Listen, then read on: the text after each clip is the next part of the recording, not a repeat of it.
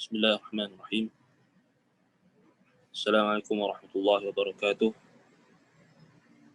إن الحمد لله نحمده ونستعينه ونستغفره ونعوذ بالله من شرور أنفسنا ومن سيئات أعمالنا. من يهده الله فلا مضل له ومن يضلل فلا هادي له. أشهد أن لا إله إلا الله وحده لا شريك له. أشهد أن محمدا عبده ورسوله. يا أيها الذين آمنوا اتقوا الله حق تقاته ولا تموتن إلا وأنتم مسلمون. يا أيها الناس اتقوا ربكم الذي خلقكم من نفس واحدة وخلق منها زوجها وبث منهما رجالا كثيرا ونساء. اتقوا الله الذي تساءلون به والأرحام إن الله كان عليكم رقيبا. يا أيها الذين آمنوا اتقوا الله وقولوا قولا سديدا يصلح لكم أعمالكم ويغفر لكم ذنوبكم ومن يطع الله ورسوله فقد فاز فوزا عظيما. أما بعد فإن أصدق الحديث كلام الله وخير الهدى هدى محمد صلى الله عليه وعلى آله وسلم. شر الأمور محدثاتها وكل محدثة بدعة وكل بدعة ضلالة وكل ضلالة في النار. أما بعد. Alhamdulillah, syukur kepada Allah Subhanahu Wa Taala. Allah Subhanahu Wa Taala memberikan kesempatan kepada kita untuk bertemu pada pagi ini untuk kita meneruskan perbahasan kita berkenaan dengan kitab Ighathatul Lahfan fi Masaidi Syaitan karangan Imam Ibn Qayyim rahimahullah. Itulah membahaskan bagaimana kita nak menyelamatkan hati kita daripada tipu daya syaitan. Baik, jadi kita sambung pada perbahasan kita pada halaman 162 126. Baik, jadi dalam buku terjemahan 153, tak salah 153 ataupun 151, 151. Baik. Jadi kita sambung pada perbahasan kita, iaitulah apa? Perbahasan berkenaan dengan pembahagian nafsu pada satu jiwa. Jadi kita dah bincang sebelum ini, Imam Ibn Qayyim rahimahullah sebutkan berkenaan dengan kita tahu dalam Al-Quran Allah Subhanahu Wa Taala menyifatkan nafsu itu, jiwa itu dibahagikan kepada 3 pembahagian, 3 sifat. Mutmainnah, nafsu mutmainnah, nafsu al-ammaratu bis-su' dan juga nafsu al-lawwamah. Tetapi para ulama telah berbeza pendapat, adakah bagi satu nafsu atau bagi satu jiwa mempunyai ketiga-tiga sifat tersebut. Maksudnya pada satu jiwa, pada satu jiwa itu terhimpun padanya ketiga-tiga sifat nafsu, mutmainnah, ammaratu bis-su' dengan lawamah, ataupun bagi seorang hamba itu hanya kita kata ada satu sahaja bahagian nafsu tadi. Kalau ada nafsu mutmainnah, nafsu mutmainnah sahaja. Adakah nafsu lawamah, kalau dia nafsu lawamah sahaja, ataupun nafsu ammarah bisu, itu sahaja. Dan kalau kita tengok yang pendapat pertama adalah pendapat fuqaha mutakallimin, jumhur ahli tafsir, dan juga pendapat muhaqqiqi as-sufiyah, ini ahli tahqiq di kalangan ahli tasawuf. Di sini merujuk kepada ahli tasawuf ahlus sunnati wal jamaah, bukan ahli tasawuf batini. Tasawuf batiniyah tak termasuk dalam perbahasan ini. Wathani qawlu kathir min ahli at-tasawuf. Baik, yang kedua adalah pendapat yang mengatakan bahawasanya bagi seorang hamba itu adanya, dia hanya ada satu nafsu. Baik, ini adalah pendapat ramai di kalangan ahli tasawuf. Baik. Wa tahqiq. Baik, kata Imam Ibn Qayyim rahimahullah, wa tahqiq maksudnya yang tepat. Kalau kita tengok tidak ada annahu la niza'a bainal fariqain, tidak ada pertentangan sebenarnya, tidak ada kontradik, tidak ada pertentangan di antara kedua-dua kelompok tadi. Fa innaha wahidatun bi'tibari dhatiha wa thalathatun bi'tibari sifatiha. Kerana nafsu itu bi'tibar, dari sudut zatnya maka ianya satu, tetapi dari sudut sifatnya maka ianya ada 3 sifat. فإذا اعتبرت بنفسها فهي واحدة وإن in i'tubirat ma'a kulli sifatin duna al-ukhra fahiya muta'addidah. Bila ditakbirkan dengan nafsu itu pada zatnya, maka kita kata dia satulah, nafsu yang satu. Baik, tetapi kalau kita takbirkan pada setiap sifat, maksudnya merujuk kepada 3 sifat, mutmainnah, lawamah dan ammaratun bisu'. Ketiga-tiga sifat nafsu itu, kalau kita lihat dari sudut sifat, fahiya muta'addidah, maka dia ada banyaklah, maksudnya ada 3 tadilah. Wa ma adhunnuhum yaquluna inna likulli ahadin thalathu anfus kullu nafsin qa'imatun bidhatiha musawiyatun lil ukhra fil hadd wal haqiqah wa annahu idza qubida al 'abdu qubidat lahu thalathatu anfus kullu wahidah mustaqillatun bi nafsiha. Dan aku tak menyangka, kata Imam Ibn Al-Qayyim rahimahullah, maka apa yang aku tidak sesekali menyangka, para ulama berpendapat bahawa setiap orang memiliki 3 nafsu itu, maksudnya masing-masing nafsu itu berdiri sendiri, memiliki batasan dan hakikat yang sama dengan yang apabila seorang hamba diwafatkan, berarti 3 nafsunya dicabut sekaligus dan masing-masing berdiri sendiri. Maksudnya itu bukan maksudnya lah. Bukan maksudnya nak kata tentang ketiga-tiga sifat nafsu itu ialah merujuk kepada bukan nak kata ketiga-tiga sifat itu adalah merujuk kepada zat yang berbeza, tetapi ketiga-tiga sifat yang ada pada nafsu itu, sama ada nafsu mutmainnah, nafsu yang tenang, ataupun nafsu ammaratun bisu', nafsu yang sentiasa mengarahkan ke arah keburukan, nafsu lawamah, itu nafsu yang mencela, antara maksudnya di antara yang nafsu yang tenang dan juga antara nafsu yang mengajak kepada keburukan, di pertengahan. Ada sebahagian ulama kata di pertengahan. Maksudnya Imam Ibn Qayyim bagi tahu tidak mungkin akan ada kefahaman yang mengatakan tiga nafsu itu, 3 sifat nafsu itu adalah berdiri dengan zat yang tersendiri. Maksudnya tak bolehlah kita kata, bila kita kata ada 3 nafsu, maksudnya nafsu ammaratun bisu' satu zat, nafsu lawamah satu zat, nafsu mutmainnah satu zat, pisah. Tak masuk akal lah. Tetapi macam Imam Ibn Qayyim dah sebut tadi, dia apabila kita kata tentang zat nafsu itu, ain nafsu itu, maka dia adalah satulah. Tetapi bila kita takbirkan, kita ibaratkan pada sifat bagi nafsu itu, maka dia ada 3. Itu maksud dia. Jadi tak kita kata tak menjadi masalah dan tak menjadi isu lah kat sini kan. Baik. Wa haitsu dzakara subhanahu an-nafs wa adhafaha ila sahibiha fa innama dzakaraha bi lafdhil ifrad wa hakadha fi sa'iril ahadith wa lam yaji fi mawdi'in wahidin nufusika wa nufusihi wala anfusuka wa anfusuhu wa innama ja'at majmu'atun 'inda iradatil 'umum كقوله تعالى وإذا النفوس زوجت أو عند إضافتها إلى الجمع كقوله صلى الله عليه وسلم إنما أنفسنا بيد الله لو كانت في الإنسان 3 أنفس لجاءت مجموعة إذا أضيفت إليه ولو في موضع واحد. Baik, setiap kali Allah Subhanahu wa taala menyebutkan tentang nafsu dan menyandarkannya kepada pemiliknya, wa adhafaha ila sahibiha. Setiap kali Allah Ta'ala sebut dalam Quran tentang nafsu dan Allah menyandarkan kepada pemiliknya, idhafah, menyandarkan, fa innama dzakaraha bi lafdhil ifrad. Allah Ta'ala akan sebut nafsu itu dengan lafaz ifrad. Yang ini lafaz kita kata singular. Wa hakadha fi sa'iril hadis. Demikian pula lafaz yang disebutkan, yang digunakan di dalam hadis-hadis. Walam yaji fi mawdi'in wahidin nufusika wa nufusihi wala anfusika wa anfusuhu. Dan tidak ada satu pun tempat di dalam Al-Quran ataupun hadis yang menyebutkan dengan lafaz plural, dengan lafaz jamak, seperti nufusuka, jiwa-jiwamu, ataupun nufusu, jiwa-jiwanya, ataupun anfusuka, jiwa-jiwa, nafsu-nafsumu, nafsu-nafsunya.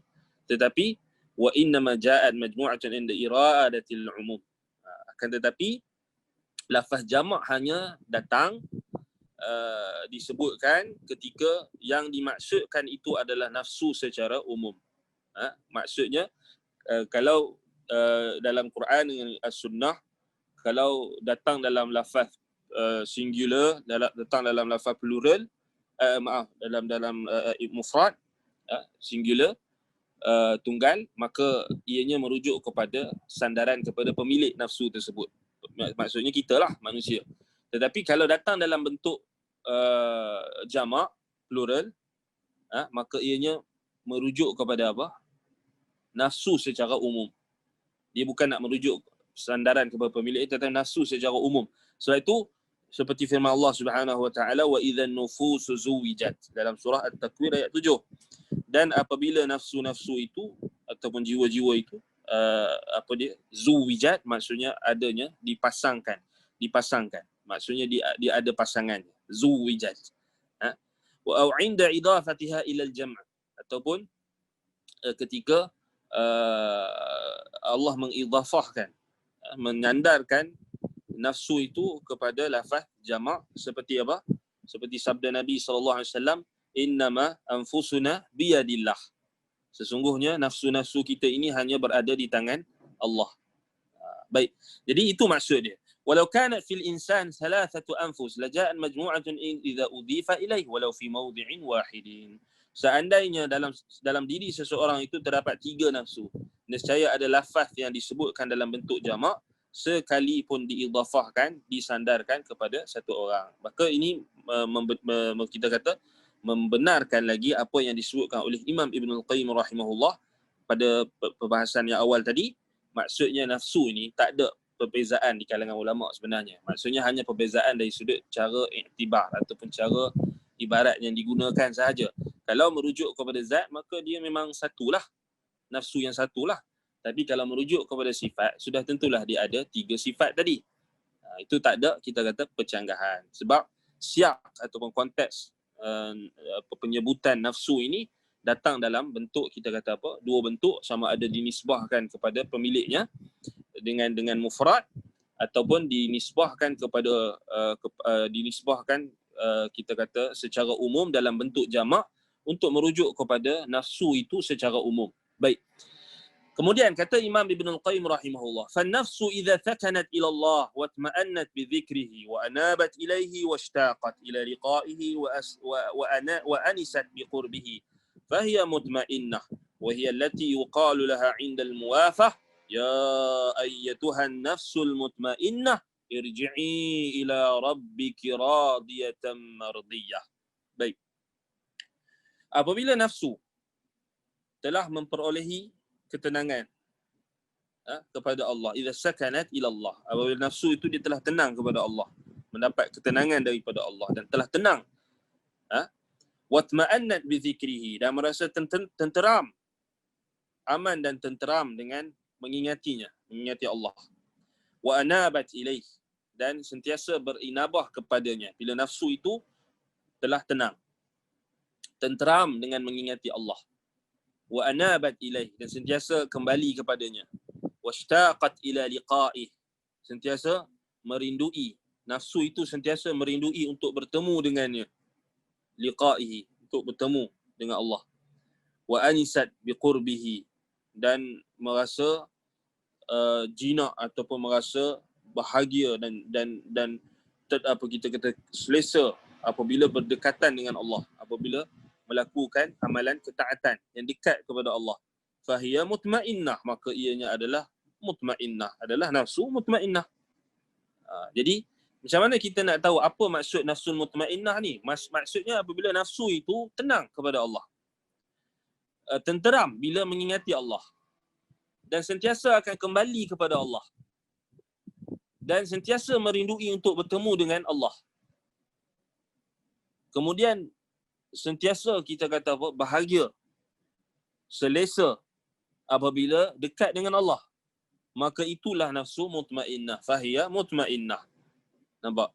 Wa hiya allati yuqalu laha 'inda al-muwafah, dan inilah nafsu yang Allah Taala katakan ketika diwafatkan nafsu tersebut, diwafatkan jiwa tersebut, Allah Subhanahu wa taala menyeru, ya ayyatuhan nafsul mutmainnah, irji'i ila rabbiki radiyatan mardiyah. Wahai nafsu mutmainnah, jiwa yang tenang. Nafsu yang tenang, jiwa yang tenang. Irji'i ila rabbiki radiyatan mardiyah. Kembalilah kepada Tuhanmu dengan redha, dengan kamu meridai dan diridai. Qala Ibn Abbas, kata Ibn Abbas, habrul ummah, turjumanul Quran, Ibn Abbas, Abdullah Ibn Abbas radhiyallahu anhuma, ya ayyatuhan nafsul mutmainnah, kata Ibn Abbas, yaqulu al-musaddiqah. Apa maksud al-mutmainnah ditafsirkan oleh Abdullah bin Abbas radhiyallahu anhuma? Al-mutmainnah maksudnya nafsu yang al-musaddiqah, nafsu yang membenarkan, nafsu yang beriman. Itu maksud dia. Nafsu yang beriman, jiwa yang beriman, al-musaddiqah yang membenarkan Al-Quran dan juga As-Sunnah. Itu maksud al-mutmainnah. Siapa tafsirkan? Ini Ibn Abbas, sahabat Nabi. Al-musaddiqah, al-mutmainnah, an-nafsul mutmainnah, iaitulah nafsu yang membenarkan segala perintah Allah, membenarkan segala khabar-khabar yang terkandung di dalam Al-Quran dan juga As-Sunnah. Al-musaddiqah, yang beriman. Baik. Wa qala Qatadah, kata Qatadah Ibn Di'amah As-Sudusi rahimahullah, huwal mu'min itma'anna nafsuhu ila ma wa'ada Allah. Nafsul mutmainnah, kata Qatadah, iaitulah huwal mu'min, iaitulah nafsu orang beriman, jiwa orang beriman.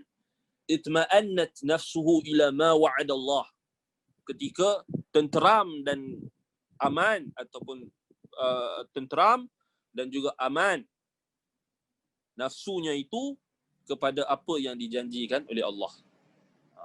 Dia janji apa yang Allah janjikan, maka ianya tenang dengan apa yang dijanjikan oleh Allah. Jadi itulah apa? Nafsul mutmainnah menurut tafsiran Qatadah Ibn Di'amah As-Sudusi. Baik. Sebab sama macam kita kata apa? Ibn Abbas tadi, Ibn Abbas kata al-musaddiqah, yang membenarkan, yang beriman. Sama, kan? Wa qala al-Hasan, al-Hasan al-Basri rahimahullah pula mengatakan, al-mutmainnah bima qala Allah wal musaddiqah bima qala. Mutmainnah, nafsul mutmainnah, iaitulah apa? Jiwa yang tenang, yang percaya, yang yakin.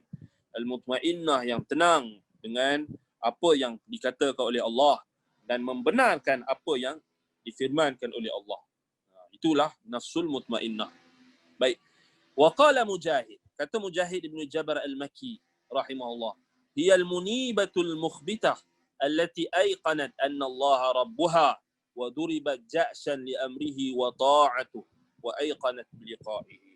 Mujahid mengatakan nafsul mutmainnah adalah jiwa yang sentiasa inabah, sentiasa kembali, mukhbitah, yang tunduk, allati ayqanat anna Allah rabbuha, jiwa yang meyakini bahawasanya Allah adalah Tuhannya, jiwa yang meyakini bahawasanya Allah adalah Tuhannya. Wa duribat ja'shan li amrihi wa ta'atihi, lalu dia melaksanakan perintahnya dengan senang hati, dengan rela, dengan penuh kerelaan, dengan penuh kesenangan, tidak sempit, lapang dadanya ketika melakukan ketaatan. Wa aiqanat biliqa'ihi, dan jiwa yang meyakini akan pertemuan dengan Tuhannya. Baik.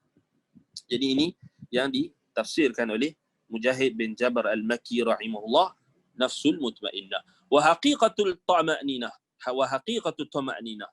Kemudian Imam Ibn Al-Qayyim bincangkan tentang apa hakikat tama'ninah itu. Wa haqiqatul tama'ninah as-sukun wal istiqrar. Baik, tama'ninah disebut tama'ninah, ketenangan. Hakikatnya adalah apa? As-sukun wal istiqrar, ketenangan dan ketenteraman. Fahiya allati qad sakanat ila rabbiha wa ta'atihi wa amrihi wa dhikrihi wa lam taskun ila siwah. Iaitulah jiwa yang nafsu ataupun jiwa yang mendapatkan ketenangan dengan mentaati dan mengingati Allah, yang tidak dapat menenangkannya, tidak dapat mententeramkan jiwanya itu ataupun nafsunya itu dengan selainnya. Maksudnya selain daripada Allah tak mampu untuk memberikan ketenangan. Allah sahaja yang mampu memberi ketenangan. faqad itma'annat ila mahabbatihi wa 'ubudiyatihi wa dhikrihi. Ia merasakan ketenangan hati ataupun jiwa nafsu itu merasakan ketenangan dengan menyintai Allah, beribadah dan berzikir mengingatinya.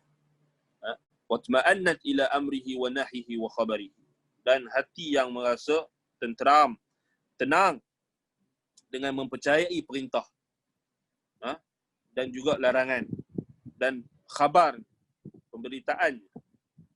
Watma'annat ila liqa'ihi wa wa'dihi. Dan jiwa ataupun hati yang nafsu yang kita kata merasa yakin terhadap pertemuan dengan Allah dan janjinya. Watma'annat ila at-tasdiq bi haqa'iqi asma'ihi wa sifatihi. Jiwa ataupun nafsu yang merasa tenang, merasakan ketenangan dengan mempercayai nama-nama dan sifat-sifat Allah. Dengan mempercayai dan membenarkan hakikat nama-nama Allah dan sifat-sifatnya. Dan watma'annat ila ridha bihi rabban wa bil islami dinan wa bi Muhammadin rasulan. Dan jiwa ataupun nafsu yang tenang dengan keredaan ataupun dengan keredaan terhadap Allah sebagai Tuhan. Wa bil islami dinan. Islam sebagai agama. Tenang. Dia tak rasa apa? Dia tak rasa sedikit pun goyah bila dia berpegang teguh dengan Islam.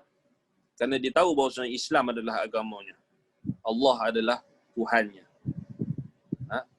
Wa bi Muhammadin rasulah. Dan dia merasa tenang dengan meyakini bahawasanya Muhammad itu adalah Rasul. Watma'annat ila qada'ihi wa qadarihi. Dan dia merasa ketenangan dengan ketetapan dan qadar, takdir Allah. Watma'annat ila kifayatihi wa hasbihi wa dhamanihi. Dan dia merasa tenang. Dia merasa tenang dengan apa? Dengan kecukupan dan jaminan Allah Subhanahu wa ta'ala yang telah Allah jaminkan. Fatma'annat bi annahu wahdahu rabbuha wa ilahuha wa ma'buduha wa malikuha wa maliku amriha kullih wa anna marji'aha ilaih wa annaha la ghina laha anhu tarfat 'ain. Dan jiwa yang menjadi apa? Jiwa yang merasa ketenangan dan dengan apa? Dengan ilah, ma'bud yang diibadahi, raja dan pemilik segala urusannya, iaitulah Allah. Kepadanya lah ia kembali dan tidak apa kita kata tidak ada kecukupan baginya daripada Allah walaupun sekelip mata. Maksudnya tak ada kita kata kecukupan yang kita harapkan bagi diri kita daripada Allah walaupun sekelip mata, tarfat ain. Kita mengharapkan bantuan dan pertolongan Allah, bimbingan Allah, dan kita sedikit pun tak boleh menyerahkan diri kita kepada nasib diri kita sendiri. Ya hayyu ya qayyum bi rahmatika astaghith aslih li sya'ni kullah wa la takilni ila nafsi tarfat ain. Sebagaimana yang Nabi SAW ajarkan kita, bahawasanya jangan kita biarkan diri kita ini diserahkan kepada diri kita sendiri, diserahkan kepada nasib diri kita sendiri walaupun sekelip mata. Maka sekelip mata pun kita tak boleh terlepas daripada kecukupan dan juga perlindungan dan bimbingan daripada Allah Subhanahu wa taala. Wa idza kanat bididdi dhalika fahiya ammaratun bisu. ta'muru sahibaha bima tahwahu min syahawatil ghayyi wattiba'il batil. Fahiya ma'wa kulli su. In ata'aha qadathu ila kulli qabihin wa kulli makruh. وقد أخبر سبحانه أنها أمارة بالسوء ولم يقل آمرة لكثرة ذلك منها وأنه عادتها ودأبها إلا إذا رحمها الله. Baik. Bila jiwa memiliki sifat-sifat yang bertentangan dengan sifat yang disebutkan tadi, wa idza kanat bididdi dhalik. Tadi kita dah sebut tentang nafsul mutmainnah. Jadi nafsul mutmainnah ni apa? Mudah je nak faham. Ibnu Abbas kata musaddiqah, nafsu yang percaya, beriman. Bukan percaya saja, beriman. Qatadah kata nafsu yang orang-orang mukmin, orang beriman. Semua orang beriman ni dia ada nafsul mutmainnah. Dia tenang dengan iman dia. Kemudian dikatakan oleh Al-Hasan Al-Basri rahimahullah, iaitu yang tenang dengan apa yang Allah katakan. Membenarkan apa yang difirmankan oleh Allah. Bila Allah kata macam tu, dia tenang. Dia tak ada nak memerontak. Bila Allah kata dia ada tangan, yadullah fawqa aydihim, dia tenang. Dia tak memerontak. Bila Allah kata Ar-Rahmanu 'alal 'arsy istawa, dia Allah Subhanahu wa taala Ar-Rahman. Allah itu Ar-Rahman, beristiwa di atas arah, dia tenang dengan apa yang Allah kata. Kan, bukan dia jadi marah dengan apa yang Allah kata atau jadi syak dengan Al-Quran seperti mana golongan Jahmiyah, seperti mana golongan penafi sifat. Allahul musta'an, mereka yang menafikan sifat-sifat Allah ni, mereka tak tenang dengan apa? Dengan ayat Quran sendiri. Maka mereka tak ada nafsul mutmainnah walaupun mereka mendakwa mereka tenang. Baik, Ibn Jahid pula kata mutmainnah ni adalah hati, jiwa yang sentiasa kembali dan tunduk kepada apa yang Allah Subhanahu Wa Taala perintahkan, yang yakin bahawasanya Allah adalah Tuhannya dan melakukan ketaatan dan yakin bahawasanya dia akan bertemu dengan Allah Subhanahu Wa Taala. Baik, jadi kemudian Imam Ibn Qayyim sebutkan tentang ciri-ciri mutmainnah tadi, nafsul mutmainnah kita dah sebutkan tadi. Dan kalau jiwa itu memiliki sifat yang bertentangan dengan apa yang disebutkan tadi, kalau bertentangan dengan apa yang disebutkan tadi, bididdid dzalik, maka ianya menjadi fahiya ammaratun bisu, maka ianya adalah apa? Nafsu ammaratun bisu. Nafsu adalah jiwa yang sentiasa memerintahkan, yang sentiasa berterusan memerintahkan kepada keburukan. Itu maksudnya. Baik, ta'muru sahibaha bima tahwahu minasyahwatil ghayyi wattiba'il batil. Yang mana nafsu itulah yang memerintahkan pemiliknya dengan apa yang diinginkannya. Dan dengan apa? Dengan kita kata apa? Syahwat, mengarahkan kepada syahwat al-ghayy, kesesatan, mengikuti kebatilan. Tamak, fahiya ma'wa kulli su'. Maka nafsu inilah adalah apa? Sarang bagi segala keburukan. Kalau dia mentaati nafsu ini, maka nafsu inilah yang akan menjatuhkannya, menjerumuskannya ke dalam setiap perkara keburukan dan juga bencana. Sebab itu Allah Subhanahu Wa Taala menyebutkan nafsu yang ini, dalam kategori nafsu ini, nafsu yang Allah Taala kata ammaratun bisu. Bukan amirah bisu. Kenapa ammaratun bisu? Kenapa? Likathrati zalika minha. Karena nafsu ini dia sentiasa, dia banyak, dia sentiasa terus menerus menghasut dan juga memerintahkan kita untuk melakukan keburukan. Wa annahu 'adatuha wa da'buha illa idza rahimahullah. Dan itulah dia punya tabiat dia. Nafsu ni adalah tabiat dia, memang kita kata tradisi dan watak dia, memang dia sentiasa mengarahkan kepada keburukan, kecuali bagi orang yang Allah rahmati. Wa ja'alaha zakiyatan ta'muru sahibaha bil khair. Kalau Allah rahmati nafsu tersebut, Allah rahmati jiwa tersebut, maka Allah akan jadikan nafsunya itu, jiwanya itu zakiyatan, yakni jiwa yang baik, bersih, yang akan memerintahkan pemiliknya kepada kebaikan. Maka fadzalika min rahmatillah la minha. Maka demikian itu, kalau seseorang itu jiwanya dibersihkan oleh Allah, diberikan kebersihan jiwa, maka itu adalah daripada rahmat Allah. Hal tersebut daripada rahmat Allah, bukan daripada tabiat jiwa itu sendiri, bukan daripada sebab kebijaksanaan pemilik jiwa itu, bukan. Fa innaha bidzatiha ammaratun bisu. Kenapa? Kerana jiwa itu pada zatnya, pada asalnya, memang asalnya jiwa yang Allah jadikan, nafsu itu memang sifatnya adalah ammaratun bisu. Memerintahkan kepada keburukan. Kenapa? Li'annaha khuliqat fil asli jahilatun zalimatun illa min rahmatillah. Kenapa? Kerana memang Allah jadikan nafsu, jiwa itu pada asalnya adalah jahil dan zalim. Dia ada dua tabiat jiwa. Dua tabiat nafsu. Nafsu kita ni, kita. Bila kita sebut nafsu tu, kitalah. Jiwa tu kitalah. Maka asalnya memang Allah Ta'ala jadikan kita ni ada dua tabiat. Kita tak boleh nak tukar dah. Memang tabiat ni adalah tabiat kita. Maksudnya dia benda yang Allah Ta'ala jadikan pada setiap anak Adam. Apa dalilnya? Dalilnya Allah Ta'ala sebut dalam Al-Quran. Allah kata apa? Dalam ayat berkenaan dengan apa? Amanah yang Allah Ta'ala apa? Allah Ta'ala dalam surah Al-Ahzab ayat 72 kan, Allah Ta'ala kata inna aradna al-amanata 'ala as-samawati wal ardi inna aradna al-amanata 'ala as-samawati wal ardi wal jibali fa abayna an yahmilnaha wa ashfaqna minha wa hamalaha al-insan innahu kana zaluman jahula. Dalam ayat 72 Allah Ta'ala sebut apa? Sesungguhnya inna aradna al-amanata 'ala as-samawati wal ard wal jibal. Sesungguhnya kami telah mengemukakan amanah. Allah Ta'ala membentangkan amanah. Allah Ta'ala tawarkan amanah kepada langit-langit dan juga bumi. Wal jibal, gunung ganang.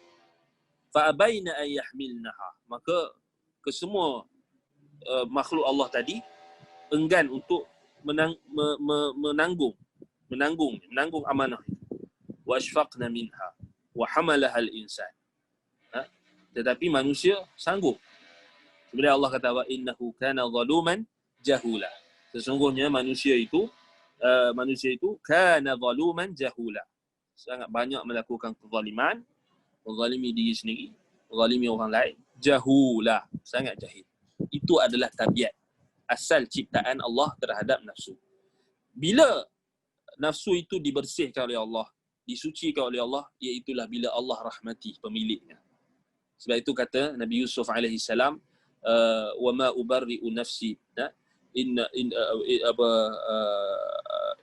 dia dalam ayat apa, dalam surah Yusuf, Allah Ta'ala rakamkan perkataan Nabi Yusuf alaihi salam, bagaimana Nabi Yusuf mengatakan apa,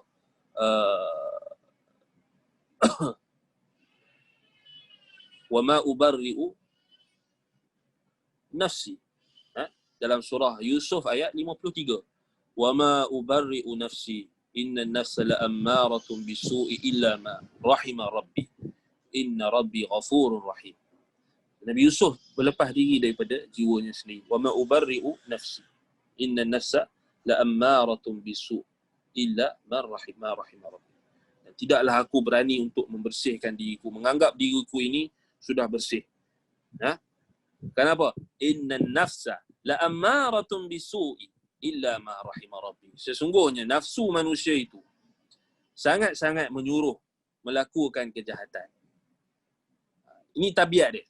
So Nabi Yusuf AS, dia faham tabiat nafsu, tabiat jiwa. Nampak? Maksudnya kesemua manusia ada nafsu ammaratun bisu.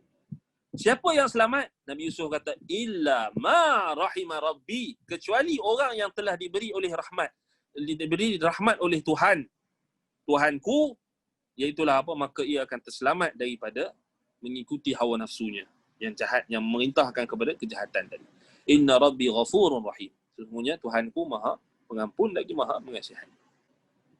Jadi kita tak boleh mendabik dada kita ni Allah Ta'ala akan selamat. Hari ni kita, kalau kita tengok hari ni masyarakat kita, bila dia tengok orang terjebak dalam maksiat, bila dia tengok orang terjebak dalam kejahatan, maka dia seakan-akan mendabik dada, seakan-akan dia selamat. Ni perangai masyarakat kita bila dia tengok ada apa-apa saja,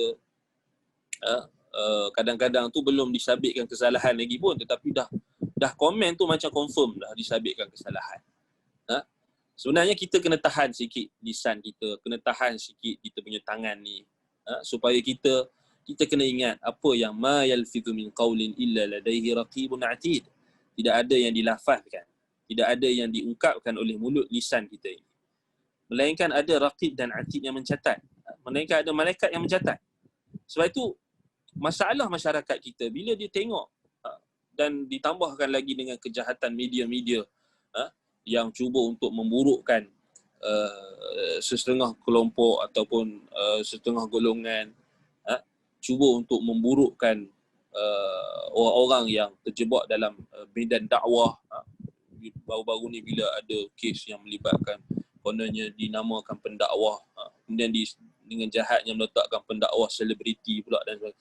Benda ni akan berlaku berulang-ulang, tetapi kita nak bagi tahu sebagai seorang mukmin, maka kita tak boleh bila kita tengok orang diuji, manusia siapa-siapa sahaja, tak kiralah dia selebriti ke, pendakwah ke, ustaz ke, apa ke, kalau diuji dengan maksiat, kalau diuji dengan dosa kesalahan, maka kita apa yang kita nak kena buat? Maka kita yang pertama sekali kita tengok diri kita dulu. Dan kita ambil muhasabah diri dan kita tengok pandangan dengan pandangan yang bukan untuk kita menganggap diri kita seakan-akan selamat. Sebab itu Nabi SAW perintahkan kita untuk bila melihat orang diuji dengan apa-apa bentuk ujian, sama ada musibah dan sebagainya, maka kita ucapkan alhamdulillahillazi afani mimma ibtalaka bih wa faddalani ala kathirin mimman khalaqa tafdila. Kita minta Allah Ta'ala berikan afiat, kesejahteraan pada diri kita. Dan kita ucapkan alhamdulillah Allah selamatkan kita. Dan Allah Ta'ala telah lebihkan kita berbanding orang-orang lain dengan banyak kelebihan. Dan kita tak berhak untuk menjatuhkan hukuman selagi mana perkara tersebut masih lagi dalam siasatan dan sebagainya. Maka sepatutnya kita kena tahan lisan. Kita kena tahan apa yang sepatutnya yang kita buat adalah kita tidak menganggap diri kita akan selamat selama-lamanya. Bayangkan Nabi Yusuf alaihissalam. Nabi Yusuf kata apa? Wa ma ubarri'u nafsi innan nafsa la'ammaratun bisu'i illa ma rahima rabbi. Nabi Yusuf alaihissalam pun tak kata aku selamat. Tapi Nabi Yusuf kata apa? Wa ma ubarri'u nafsi. Aku tak berani nak membersihkan diri aku, nak anggap aku ni bersih. Innan nafsa la'ammaratun bisu'i illa ma rahima rabbi. Sesungguhnya apa? Nafsu manusia itu sentiasa mengarah dan menyuruh kepada keburukan, kejahatan, kecuali sesiapa yang Allah rahmat. Siapa yang Allah rahmati. Sebab itu kita harapkan rahmat Allah. Dan kita cari sebab-sebab. Sebab-sebab yang boleh menghalang kita daripada terjerumus dalam kejahatan tersebut. Antaranya bagi orang-orang lelaki, bagi orang-orang termasuk wanita, lelaki dan wanita, menjaga pandangan mereka, menjaga ikhtilat, tidak bergaul bebas dengan wanita-wanita yang bukan yang kita kata yang ajnabi, tidak halal, yang diharamkan, yang untuk kita melakukan perkara-perkara yang ditegah dan dilarang oleh Allah Subhanahu wa taala, perkara-perkara yang mengarah kepada keburukan dan kejahatan. Maka ambil langkah berjaga. Maka sebagai seorang, kalau orang yang terjebak dalam bidang dakwah dan sebagainya, maka dia perlu lihat nasihat daripada ulama salaf bagaimana mereka sangat takut dan bimbang terhadap fitnah wanita. Kalau kita tengok Nabi SAW sebutkan di dalam hadis ma taraktu min ba'di fitnatan adarra 'ala ar-rijali minan nisa. Tidak aku tinggalkan selepas peninggalanku ini sesuatu yang lebih memudaratkan ke atas lelaki berbanding wanita. Tidak ada yang lebih memudaratkan kepada seorang lelaki berbanding wanita. Fitnah wanita. Maksudnya nak bagi tahu kat kita bahawasanya fitnah berkenaan dengan wanita ini adalah sesuatu yang ditakuti oleh Nabi SAW. Bagaimana Sa'id bin Musayyib, seorang tabi'in, ataupun Sa'id bin Musayyib, bagaimana beliau ketika usianya mencecah 80 tahun dan ketika kedua matanya, salah satu matanya buta dan salah satu matanya lagi rabun. Tetapi apa yang bila ditanya kepada beliau yang ketika itu berusia 80 tahun, yang sudah tua, apa yang paling dia takut? Dia kata, aku paling takut fitnah wanita. Subhanallah. Sedangkan dia adalah seorang yang sangat tua ketika itu. Kan kita yang masih muda ni masih lagi kita boleh dabik dada, oh tak apa aku selamat daripada fitnah wanita. Sedangkan tabi'in Sa'id bin Musayyib tadi, dia dah tua, mata berabun, dah nak mata sebelah rabun. Kan? Tetapi dia tak mendabik dada. Bahkan dia kata aku takut. Sebab apa? Sebab hadis Nabi SAW telah menapak teguh di dalam hatinya bahawasanya Nabi dah bagi tahu ma taraktu min ba'di fitnatan adarra 'ala ar-rijali minan nisa. Tidak ada fitnah yang paling memudaratkan ke atas seorang lelaki berbanding fitnah wanita. Kena kita tahu bahawasanya apa? Fitnah wanita ini maksudnya mereka adalah makhluk Allah Subhanahu Wa Taala yang Allah Taala ciptakan. Memang secara tabiatnya akan menarik bagi orang lelaki, menarik perhatian orang lelaki. Kerana itu fitrah. Tetapi kita tak boleh jadikan atas alasan fitrah maka kita melanggar perintah Allah, melanggar batasan-batasan syarak. Sebab itulah kenapa kita kena berwaspada. Lebih-lebih lagi orang yang terlibat dalam bidang dakwah ni, maka dia kena hati-hati. Maksudnya ini antara yang sering diajukan, iaitulah berkenaan dengan bagaimana ikhtilat, tidak dijaga hubungan sama ada di media sosial ataupun secara di alam nyata, alam maya sekalipun kita kena jaga. Kita kena jaga janganlah perbuatan kita itu menimbulkan fitnah dan menimbulkan fitnah terhadap diri kita sendiri dan orang lain. Wallahul musta'an. Sebab itu kalau kita tengok balik program-program hiburan yang mengatasnamakan agama, dakwah dan sebagainya, kita dah sebut lama dah, memang dia adalah program yang bercanggah dengan syariat, bercanggah dengan prinsip dakwah itu sendiri. Tidak ada asalnya daripada syarak, bahkan dia adalah muhdatsatul umur, perkara yang kita kata termasuk perkara baharu yang diada-adakan, dan dia termasuk dalam perkara yang mengundang fitnah, yang membawa kepada fitnah yang lebih besar. Sebab itu kita tak pernah setujulah dengan program-program hiburan yang mengguna nama, mengatasnamakan dakwah, dakwah sambil berhibur, dakwah berselebriti, dakwah dan sebagainya. Ini memang dah lama dah. Dan kita dah sebut dah bagaimana perkataan sahabat Nabi Ubay bin Ka'ab radhiyallahu an mengatakan apa? Mengatakan akhir zaman nanti akan ada golongan yang apa? Kata Ubay bin Ka'ab, ta'allamu al-ilma thumma i'malu bih fa innahu yakunu fi akhir zaman, yakunu qaumun tatajammaluna bil ilmi kama tatajammaluna bil libas, ataupun kama qal, dikatakan apa,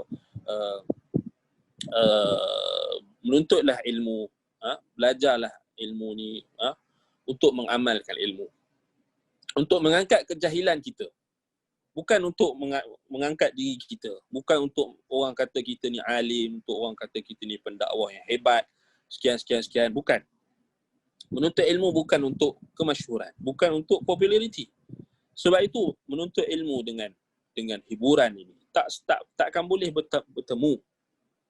Tak ada istilah kita kata menuntut ilmu sambil berhibur sambil menuntut ilmu. Tidak ada istilah tersebut. Berdakwah sambil berhibur, tidak ada. Berdakwah sambil bertepuk tangan ke, sambil bersukaria, sambil tidak. Dakwah adalah ibadah. Dakwah adalah ibadah. Dan menuntutlah ilmu, beramal dengan ilmu. Walaupun orang tak panggil kita ustaz ke, orang panggil pendakwa ke, da'i ke apa, orang tak panggil ke, lantak pilah orang nak panggil ke tak panggil ke. Itu bukan urusan yang kita perlu fikirkan. Bukan perlu kita nak sampai pening kepala. Kalau orang tak panggil kita, lantaklah. Orang panggil nama kita saja pun tak ada isu. Tak panggil ustaz ke, tak ada isu. Sebab kita dengan Allah Subhanahu Wa Taala yang kita akan bertanggungjawab dengan apa yang kita pelajari. Sebab itu kata Ubay bin Ka'ab, menuntutlah ilmu dan beramal dengan ilmu. Kerana akan datang satu zaman manusia, akan ada satu kaum yang mereka mempelajari ilmu dengan tujuan hanyalah untuk mencantik-cantikkan, hanya untuk memperhiaskan diri mereka sebagaimana mereka memperhiaskan diri mereka dengan pakaian-pakaian yang indah. Dan itu zaman kita sekarang. Kerana orang yang menuntut ilmu hakikatnya yang nak mengamalkan ilmu sedikit. Tetapi yang nak menampakkan diri mereka alim, nak menampakkan diri mereka ada ilmu, nak menampakkan mereka adalah orang yang paling tahu dan sebagainya sangat ramai kerana mereka menghias-hiaskan. Itu kita kata kita kena faham. Sebab itulah kalau kita tengok balik rancangan-rancangan yang berbentuk hiburan yang menggunakan mengatasnamakan dakwah, mengatasnamakan ilmu dan sebagainya adalah pada asalnya memang perlu disekat daripada awal. Bukan dah jadi barah di dalam masyarakat barulah kita nak saling menunding jari antara satu sama lain. Benda ni kita dah sebut beberapa tahun yang lalu. Daripada awal kemunculan program reality TV ni kita dah tak setuju daripada awal lagi. Tetapi orang kata kita ni syadid, orang kata kita ni tak up to date, orang kata kita ni terlampau keras, macam-macam orang kata kita, tapi kita bukan nak kira lah orang nak kata tu. Tapi kita dah bagi tahu, kita dah sampaikan. Sampai bila kita nak tunggu esok lagi orang duk tengok, orang duk tunggu tentang berita-berita, gosip-gosip yang melibatkan, kemudian menggunakan nama pendakwah dan sebagainya. Rosak nama pendakwah. Ini juga adalah satu tujuan media yang kita ada kepentingan ni, nakkan apa kita kata populariti, nakkan perkara tersebut menjadi viral, menggunakan nama pendakwah. Ini adalah perkara yang kita kata tak boleh diterima. Sedangkan perkara tersebut tak sepatutnya dinisbahkan kepada pendakwah. Maksudnya berapa banyak perkara tersebut implikasi yang negatif yang cuba untuk dimainkan sentimen negatif terhadap para pendakwah. Ini adalah satu niat yang jahatlah daripada pengamal-pengamal media yang sengaja menggunakan nama-nama tersebut dan sentiasa mensensasikan perkara-perkara kemungkaran dan sebagainya ni untuk tujuan rating, untuk tujuan untuk meraih populariti dan juga mengaut keuntungan dengan kita kata jalan yang batil. Wallahul musta'an wa alaihi tuklan. Dan itu kalau kita tengok balik, tidak ada orang yang boleh selamat melainkan rahmat Allah. Sebab itu kita tak boleh dabik dada kita akan selamat. Sebab itu ini antara perkara yang paling penting bila kita mengaji tazkiyatun nafs. Iaitulah kita bukan mengaji, makin kita bongkar, makin kita sombong, makin kita rasa kitalah yang paling alim, kita yang paling bersih, kita yang paling suci. Bukan. Makin kita belajar, kita makin rasa takut. Makin kita belajar, kita makin rasa bimbang dengan diri kita sendiri.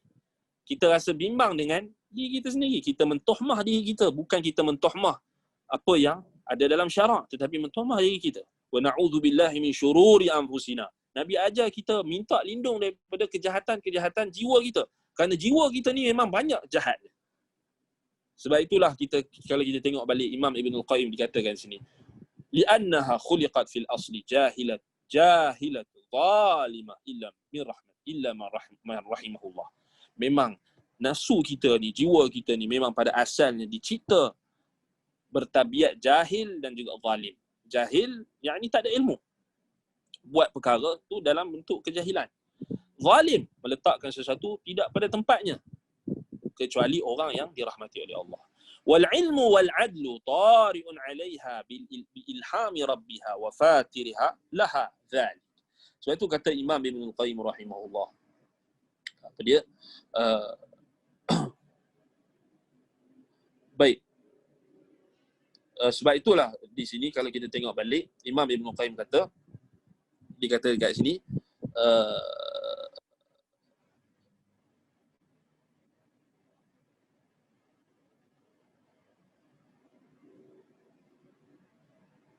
baik, jadi ilmu dan keadilan, ilmu dan adil, ilmu dan keadilan, inilah dua sifat yang datang padanya, yakni pada jiwa tersebut dengan bantuan ilham daripada Tuhan, daripada Tuhannya, Tuhan yang mencipta jiwa tersebut.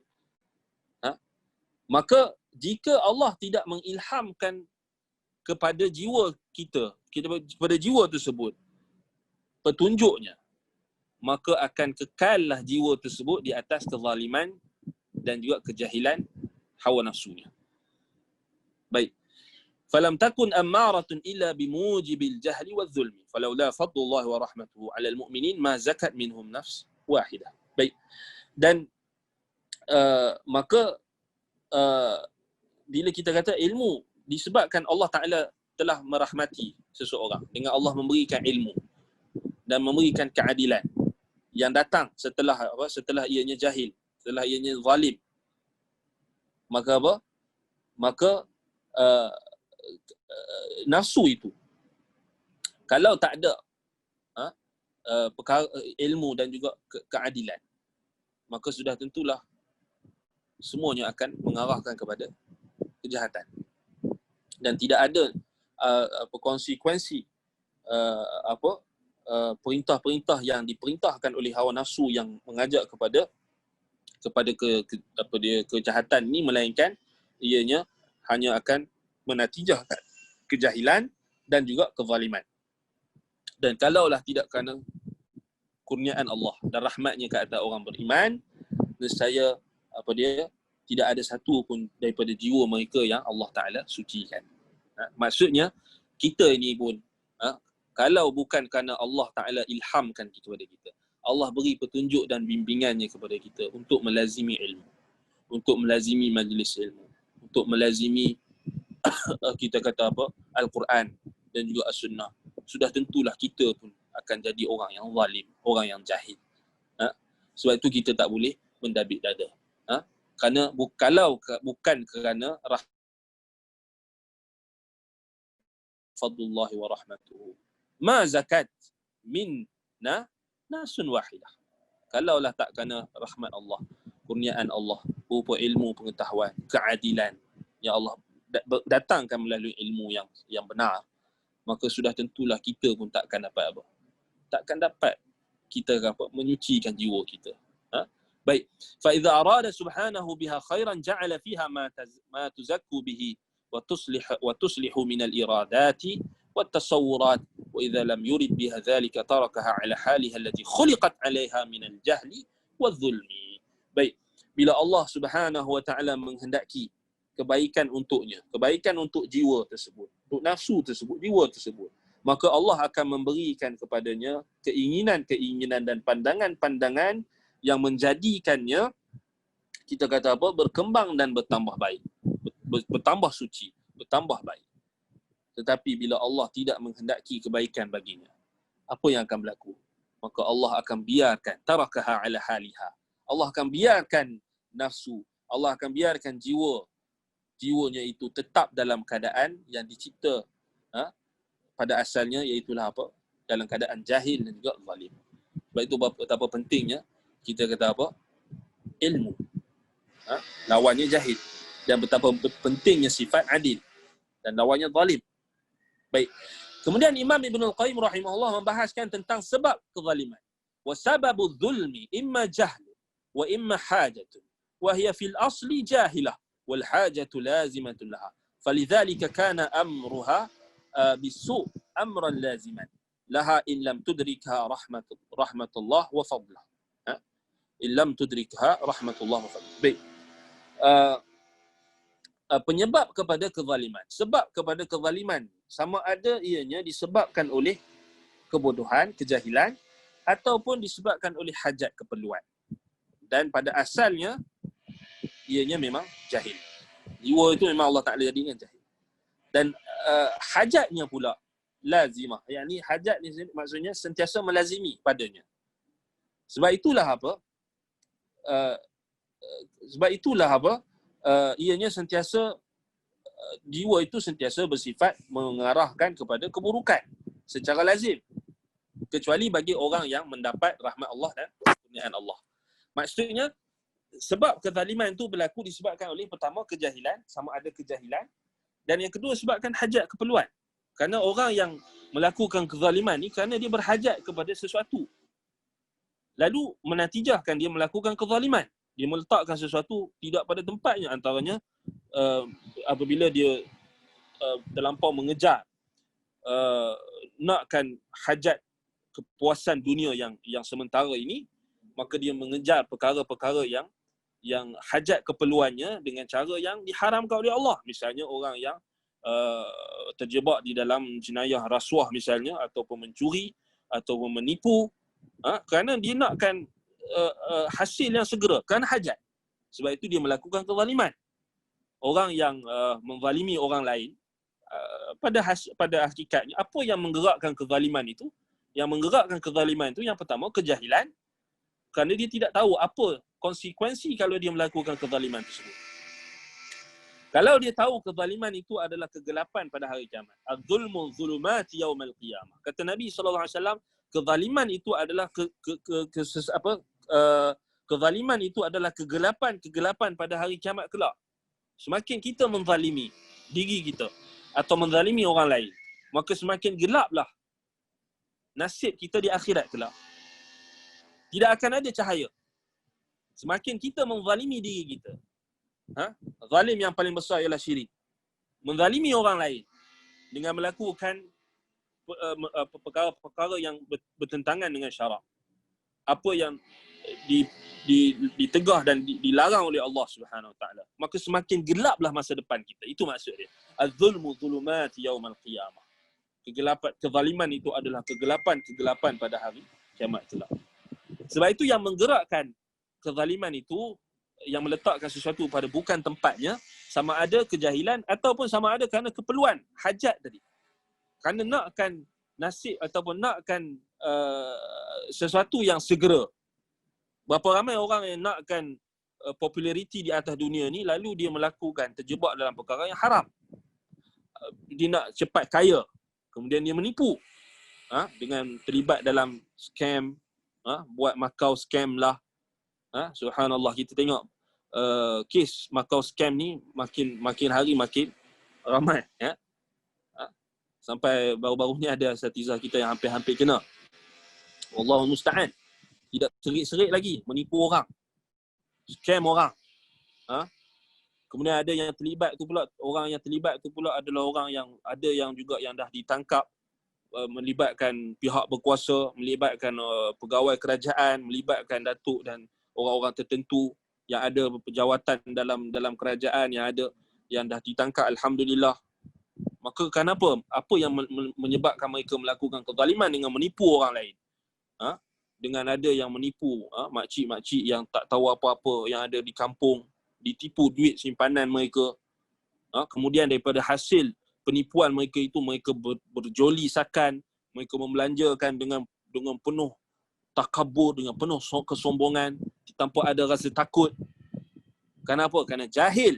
Kerana dia tak tahu kezaliman itu akan dibalas oleh Allah Subhanahu Wa Taala, dan kerana hajat keperluan yang tamakkan akan keuntungan dunia yang sedikit, tamakkan populariti, tamakkan kesenangan, kemewahan di dunia yang sedikit ini, lalu dia terjebak dalam kezaliman. Sebab itu, kalau bukan kerana rahmat Allah dan kurniaan Allah, nescaya kita pun tak akan selamat. Wa bihadza yu'lam anna daruratal 'abd ila rabbih ila rabbih fawqa kulli darurah wa la tushbihuha daruratu tuqasu biha fa innahu in amsaka 'anhu rahmatan wa tawfiqu wa hidayatu wa tarfata 'ainin khasira wa halaka. Baik. Sebab itulah kata Imam Ibn Al-Qayyim rahimahullah, dari sini kalau kita dapat diketahui bahawasanya keperluan hamba kepada Tuhannya itu mengatasi segala keperluan dan hajat, dan ianya adalah keperluan yang paling penting. Tidak boleh kita samakan dengan keperluan apa pun selain.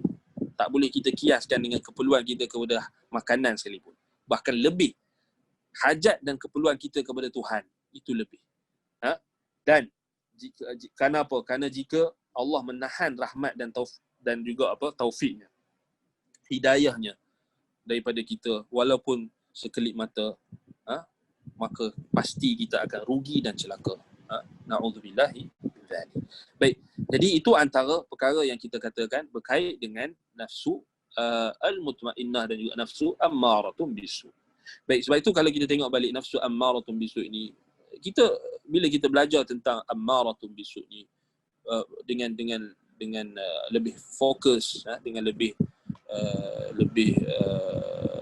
kita memberikan tumpuan untuk memperbetulkan jiwa kita, memperbetulkan nafsu kita, memperbetulkan diri kita sendiri, maka sudah tentulah kita akan menatijahkan kepada kita sikap berhati-hati dengan segala keburukan. Baik, dan kita tidak boleh memandang remeh akan keburukan itu walaupun sebesar mana ia. Baik. Kemudian faslun wa amma al-lawamah fakhtulifa fi ishtiqaq hadhihi al-lafzah. hal huwa min at-talawum wa huwa at-talawun wa taraddud atau min al-lawm wa ibarat as-salaf taduru ala hadaini al-ma'nayaini. Baik. Fasal. Fasal yang berikutnya Imam Ibn Qayyim nak bahaskan tentang apa yang dimaksudkan dengan nafsu lawamah. Jadi kita dah lepas nafsu mutmainnah dan juga nafsu ammaratun bisu'. Baik, sekarang Imam Ibn Qayyim masuk membicarakan tentang nafsu lawamah. Al-lawamah. Baik. Adapun lawamah, ini ada perselisihan mengenai kata akar. Tulifa fi istiqaq hadhihi ad-dafwa. Berkenaan dengan pembentukan lafaz perkataan lawamah. Ini dari sudut bahasa. Adakah ianya berasal daripada perkataan talawum yang bererti berubah-ubah? Talawun yang berubah-ubah dan juga keraguan. Atau adakah ianya datang berasal daripada perkataan al-lawm, yakni mencela? Sebab itu kata Imam Ibn Qayyim, ibarat salaf, ungkapan yang difahami oleh ulama salaf bila sebut tentang lawamah, ianya berlegar kepada dua makna ini. Makna at-talawum, yakni berubah-ubah dan taraddud, keraguan, dan juga al-lawm, yakni mencela. Baik. Jadi dia takkan lari daripada dua makna ni. Qala Sa'id bin Jubair, qultu li Ibn Abbas, mal lawamah? Qala hiya nafsul la'um. Hiya nafsul la'um.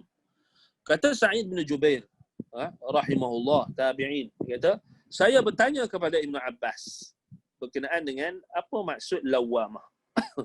Baik, kata Ibn Abbas, baik, jiwa yang banyak mencela. Ia nafsul la'um. Nafsul la'um, jiwa yang banyak mencela. Mencela apa? Mencela diri sendiri.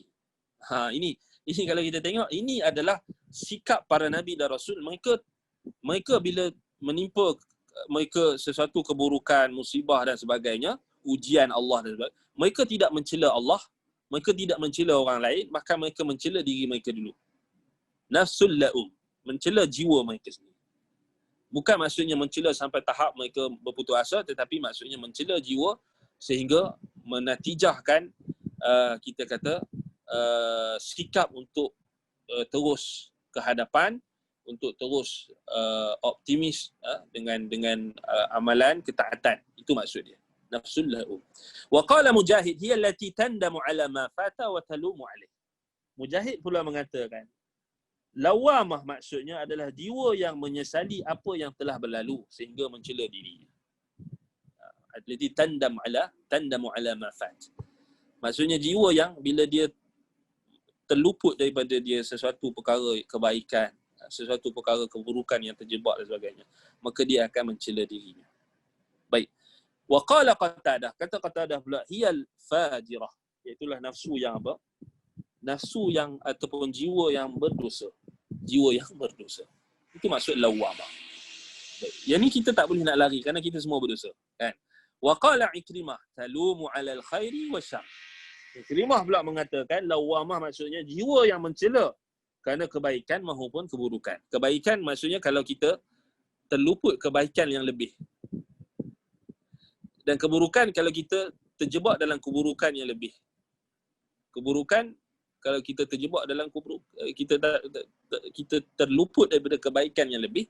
Keburukan pula sama ada lebih ataupun kurang, maka kita akan mencela disebabkan oleh keburukan yang kita terjebak ataupun kebaikan yang kita terluput. Baik, itu maksud dia. Wa qala Ata'an Ibn Abbas, kullu nafsin talumu nafsaha yawm al-qiyamah. Yalumu al-muhsinu nafsahu alla yakunu izdada ihsanan. Wa yalumu al-musii'u nafsahu alla yakuna raja'a an isaatihi. Baik.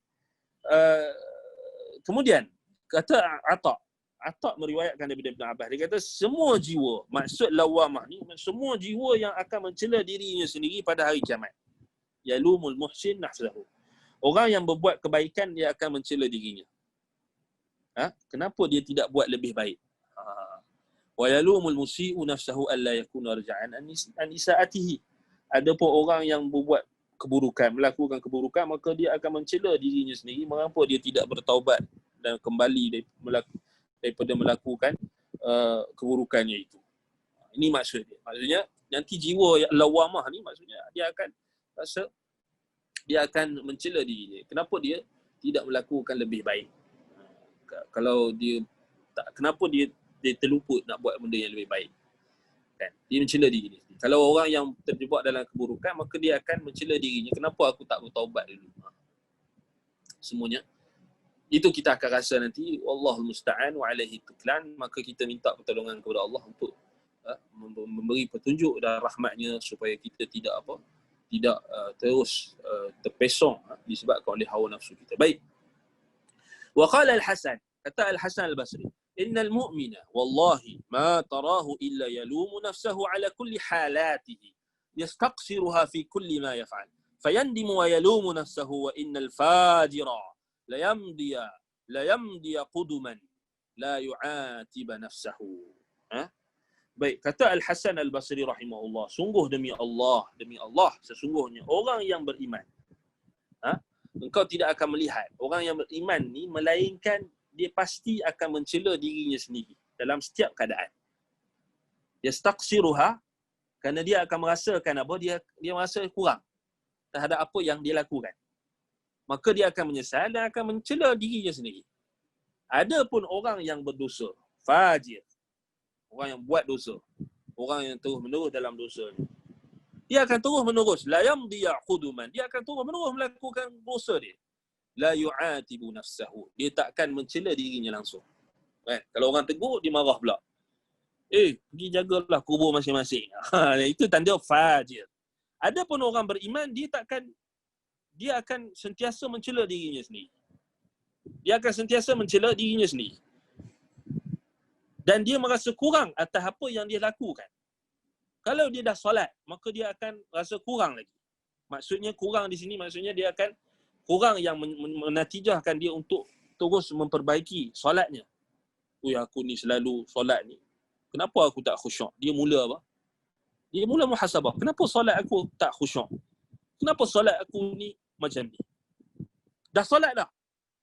Dia sentiasa mencela diri. Kenapa bacaan Al-Quran aku tak pernah masuk ke dalam hati? Dia tak tengok orang lain, dia tengok diri dia sendiri.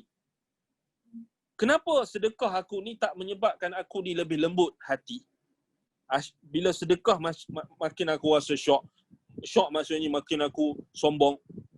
Makin aku takabur dengan orang lain. Maka dia mencela diri sendiri. Kenapa aku ni dengan kawan aku baik, tapi dengan keluarga aku sendiri, dengan adik-beradik aku, dengan anak-anak aku, dengan isteri aku kasar, aku garang tu tak apalah kita kata kan. Aku kasar, garang tak kena tempat tak boleh lah. Aku tak ada rahmat, tapi dengan orang lain dia mencela diri dia sendiri. Kenapa? Dia tak melihat orang lain, dia mencela diri sendiri. Ini adalah ciri-ciri apa dia? Orang beriman. Nampak? Dia takkan mencela orang lain, dia takkan melihat orang lain. Dia akan lihat diri dia dulu. Ada pun orang yang fajir, orang yang berdosa tadi, dia tak nampak. Dia akan terus melakukan dosa dan dia tak akan pernah mencela dirinya. Bahkan dia akan mencela orang lain pula. Dia marah pula orang yang tegur dia. Itu orang yang fajir. Kan? Orang tegur dia macam ni, dia kata, apa ni? Ini hal dosa peribadi. Dia guna istilah dosa peribadi. Kan? Kubur masing-masing. Bila orang tegur dia marah pula. Kan?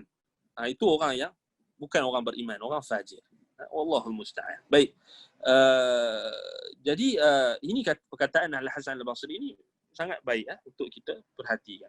Fahadhihi ibaratun man dhahaba ila annaha min al-law. Jadi semua ibarat-ibarat ini kalau kita tengok ianya merujuk kepada pendapat ulama yang memaksudkan lawamah itu kembali kepada celaan. Makna celaan. Wa amma man ja'alaha min at-talawum falikathrati taraddudiha wa talawumuha wa annaha la tastaqir ala halin wahidah. Baik. Ada pun orang yang menjadikan, ada ulama yang berpendapat lawamah ini kata akarnya berasal daripada perkataan at-talawum, iaitu taraddud, keraguan dan juga berubah-ubah. Kerana apa? Kerana jiwa ketika melakukan perkara yang baik atau yang buruk ini, sama ada dia ketika dia jiwa itu dalam keadaan melakukan perkara yang buruk, maka dia akan bergoncang, dia akan kita kata apa, dia akan tidak tetap, la tastaqir ala halin wahidah, dia akan bergoyang. Sebab itu ulama kata ketika seseorang itu terjebak dalam dosa, maka dia akan menggoncangkan jiwanya, kan. Sebab itu Nabi kata apa, al-ithmu ma haka fi sadri wa karihta an yattali'a 'ala an-nas. Dosa itu adalah apa yang menyebabkan hati kamu ni jadi tak tenteram. Ma haka fi sadri, menyebabkan jiwa kita ni rasa berbelah bagi, kan. Kalau kita ada perasaan itu, maka itu menunjukkan kita beriman. Kalau dia buat dosa, dia tak ada rasa apa, dia rasa kering je, dia rasa tak ada apa, tak ada rasa risau, tak ada rasa bimbang, maka ketahuilah itu adalah tanda-tanda matinya hati. Wallahul musta'an. Na'udzubillahi min dzalik. Sebab itu talawum tadi maksudnya hati tadi dia dah berbolak-balik, maksudnya dia dah tidak tenteram, tidak tenang, tidak tetap. Sebab itu kalau kita tengok balik kata Imam Ibn Qayyim, wal awwalu adhhar, tetapi makna yang awal tadi lebih zahir, lebih tepat. Kerana apa? Dia mencela. Fa inna hadha al-ma'na law urid laqila al-mutalawwima kama yuqala al-mutalawwina wal mutaraddida, lakin huwa min al-lawazim al-qawl aw al-awwal. Fa innaha litalawwimiha wa 'ala bi thabatiha taf'alu shay' thumma talumu 'alayhi, fatalawwum min lawazim al-lawm. Baik. Simpulan makna kalimah tadi tu tak bercanggah sebenarnya. Kalau kita kata sebab apa Imam Ibn Qayyim pilih al-lawm lebih tepat, maksudnya lebih tepat makna lawamah ni maksudnya mencela jiwa, mencela dirinya sendiri. Kerana dari sudut bahasa, kalau dikatakan ianya taraddud, dia semata-mata kegoncangan ataupun keraguan, maka takkan disebut sebagai lawamah, dia akan sebut mutalawwinah wal mutaraddidah. Tetapi dia adalah lazim kepada lawamah, lazim kepada apa? Mencela tadi. Maksud lazim daripada mencela, perbuatan dia mencela dirinya sendiri, mencela atas kekurangan yang dia telah lakukan dalam amal ibadatnya, dosa-dosa yang dia telah terjebak, dia telah mencela dirinya sendiri, maka itu akan melazimkan apa? Kegoncangan dan juga keraguan pada dirinya sendiri. Jadi keraguan yang ada pada diri sendiri itu akan mengalihkan ataupun akan mengarahkannya untuk apa dia? Adakah untuk berputus asa? Tidak. Untuk berpaut dengan ruknun syadid, dengan pegangan dan juga tiang yang paling kukuh, iaitu Allah Subhanahu wa taala. Itu maksudnya beza antara apa? Ragu-ragu dengan diri sendiri yang bersifat negatif dengan ragu-ragu dengan diri sendiri yang berpunca daripada lawamah tadi, kerana mencela diri sendiri. Hakikatnya kalau dia bawa kepada kita terus berpaut dengan Allah, bertawakal kepada Allah, tidak menyerahkan nasib diri kita kepada diri kita sendiri, berpaut dengan Allah, mengharapkan rahmat Allah, redha Allah, fadlullah, kurniaan Allah, maka itu adalah satu lazim yang baik untuk kita kata nafsul lawamah ini. Baik. Kemudian kata Imam Ibn Qayyim rahimahullah, wa nafsu qad takunu taratan ammarah wa taratan lawamah wa taratan mutmainnah. Nafsu itu, jiwa kita ni kadang-kadang dia akan mengarahkan kepada keburukan. Kadang-kadang dia akan mencela, kadang-kadang dia akan tenang. Bal fil yaumil wahidi was sa'ah wal wahida yahsulu fiha hadha wa hadha wa hadha wal hukmu lil ghalib 'alayha min ahwaliha fa kaunuha mutmainnatan wasfu madhin laha wa kaunuha ammaratan bisu'i wasfu dhammin laha wa kaunuha lawamatan yanqasimu ila al madh wa dhanb bihasbi ma talumu 'alayhi. Baik. Jadi Imam Ibn Qayyim nak bagi tahu dekat kita, jiwa kita ni dia akan terus bergolak. Dia akan kadang-kadang dia akan datang ammaratun bisu, mengarahkan kepada kejahatan, dan kadang-kadang dia akan datang lawamah, sebab dia akan bergolak. Dan kadang-kadang dia pada waktu ketika dia akan datang mutmainnah, akan tenang. Tak percaya? Cuba kita jauh daripada majlis ilmu. Kita jauh daripada teman-teman yang saleh. Kita jauh daripada bi'ah yang salihah, keadaan yang baik. Cuba kita duduk berseorangan tanpa ada perkara yang bermanfaat kita lakukan. Kadang-kadang akan datang ammaratun bisu, nafsu yang mengarah kepada kejahatan. Tetapi kalau kita jadikan keadaan kita bersendirian itu dalam melakukan ketaatan, maka akan datang apa? Mula-mula akan datang lawamah. Lawamah ni dia akan apa? Mencela niat buruk yang kita nak lakukan, atau niat untuk melakukan perbuatan yang tercela, yang terkeji, atau perbuatan yang maksiat dan sebagainya, dia akan mencela. Kemudian bila kita dah sampai tahap kita tenang dengan ketaatan, maka itulah disebut sebagai nafsul mutmainnah. Dia akan sentiasa tarik menariklah. Lawamah ammaratun bisu' mutmainnah. Sebab itulah jihad nafsu. Maksudnya kita berusaha. Sebab itu kita jangan tinggal majlis ilmu, jangan tinggal kita bersahabat dengan teman-teman yang baik, dengan orang-orang yang saleh, walaupun kita tahu kita tak saleh, kita tak baik seperti dia, tetapi kita nakkan manfaat daripada dia, jadi kita bersahabat dengan dia, kita ikuti tulisan-tulisan orang-orang yang baik, orang-orang yang mengajak kepada kebaikan, orang yang mengajak kepada sunnah Nabi, orang yang mengajak kepada tauhid. Kita tinggalkan orang yang mengajak kepada syirik, orang yang mengajakkan kepada bid'ah dan maksiat. Sebab apa? Sebab nafsu ini dia sentiasa tarik menarik. Ammarah, lawamah, dan kita nak mutmainnah. Tetapi dia akan berlaku tarik. Sebab itu kita harapkan Allah SWT sentiasa merahmati kita dengan melimpahkan kepada kita rahmatnya untuk kita mendapatkan nafsul mutmainnah, ketenangan. Baik.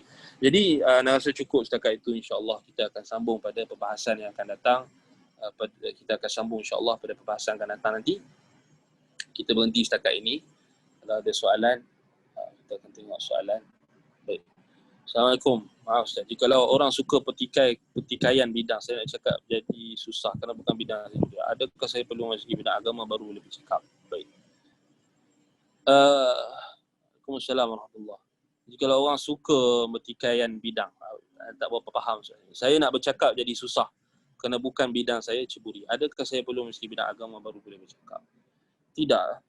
Tak semestinya kita nak bercakap atas satu perkara itu kita kena masuk bidang tu. Tak. Cukup kita tahu tentang asas.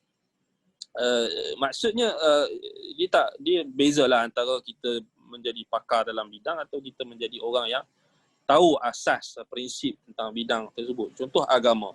Baik, agama kita ni sebenarnya asas-asas tentang agama ni bukan orang bidang agama saja yang kena tahu. Orang dalam bidang apa saja sekalipun dia kena tahu tentang agama dia. Bukan ustaz saja kena tahu tentang prinsip-prinsip akidah, prinsip-prinsip asas tentang manhaj, prinsip-prinsip asas tentang akhlak, prinsip-prinsip asas tentang Al-Quran, tentang As-Sunnah. Bukan ustaz saja yang kena tahu, bukan bidang agama saja. Semua orang wajib tahu. Semua orang yang beragama Islam dia kena tahu. Kan? Contoh macam kita bagi contoh macam prinsip-prinsip, macam kita kata prinsip-prinsip tentang undang-undang negara ataupun prinsip tentang asas-asas tentang sebagai seorang warga negara Malaysia. Semua orang kena tahu. Macam tu juga agama ni. Agama ni bukan milik orang yang dalam bidang agama saja, bukan milik ustaz saja. Agama ni wajib diketahui oleh semua orang Islam, semua Muslim yang mukmin. Sebab tu dia tak ada istilah kita kata kita kena masuk bidang agama dulu baru boleh bercakap. Tak.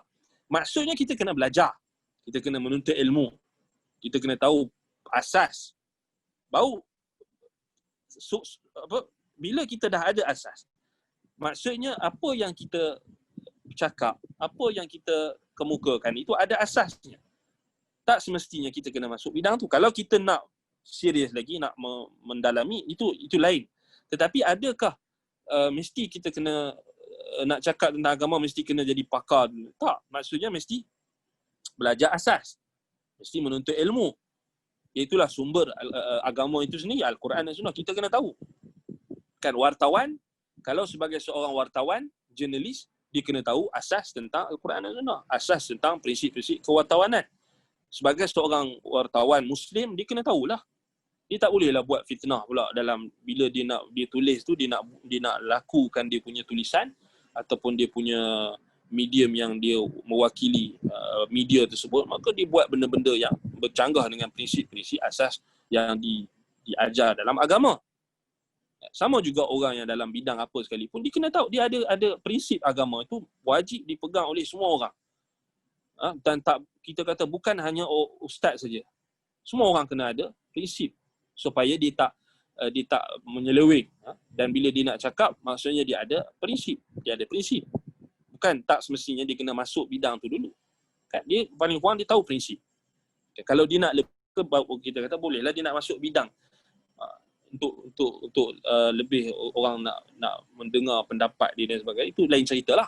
Tetapi sebagai seorang Muslim, dia kena tahu prinsip agama, akidahnya dia kena tahu, prinsip manhaj, prinsip tentang bagaimana nak menyucikan jiwa, prinsip-prinsip asas tentang tazkiyatun nafs. So itu sebab itulah kita belajar. Baik. Jadi tak semestinya kena ceburi bidang tersebut untuk menjadi pakar. Itu kita kata kalau dia nak jadi pakar, tak jadi masalah lah, dia boleh belajar untuk dia sambung secara kita kata dengan proper punya dengan dia ambil pendidikan yang lebih formal. Itu bergantunglah, wallahu taala a'lam. Baik, aqulu qawli hadza wa astaghfirullah li wa lakum, subhanakallahumma wa bihamdika asyhadu an la ilaha illa anta astaghfiruka wa atubu ilaik. Wa sallallahu ala Muhammad wa ala alihi wa sahbihi wa baraka wa sallam. Alhamdulillah rabbil alamin. Wassalamu alaikum warahmatullahi wabarakatuh.